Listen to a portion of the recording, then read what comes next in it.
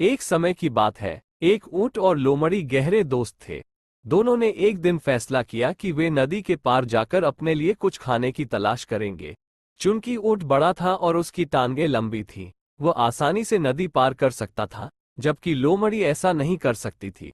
लोमड़ी ने ऊंट से कहा, दोस्त, क्या तुम मुझे अपनी पीठ पर बिठाकर नदी पार करा सकते हो? ऊंट ने अपने दोस्त की मदद के लिए सहमति दे दी और लोमड़ी को अपनी पीठ पर बिठाकर नदी पार करने लगा।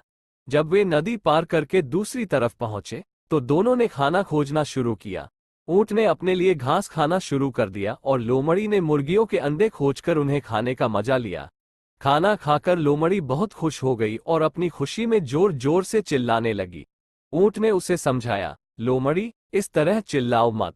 यहाँ के लोग जाग जाएंगे और हमें मुसीबत में डाल देंगे।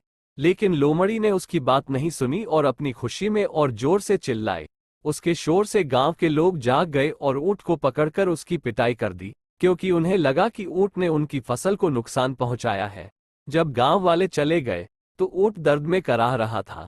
फिर भी उसने सोचा कि अब नदी पार करनी है। ऊंट ने लोमड़ी से कहा, अब समय आ गया है कि हम वापस नदी पार करें। लोमड़ी ऊंट की पीठ पर चढ़ गई।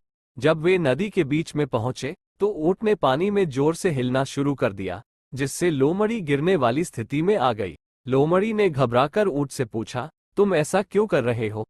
ऊंट ने हंसते हुए कहा, मुझे तैरना बहुत पसंद है, जैसे तुम्हें खाना खाने के बाद चिल्लाना पसंद है। लोमड़ी को अपनी गलती का एहसास हुआ, लेकिन तब तक बहुत देर हो चुकी थी। ऊंट ने उसे सबक सिखाने के लिए नदी में छोड़ दिया और खुद दूसरी तरफ चला गया।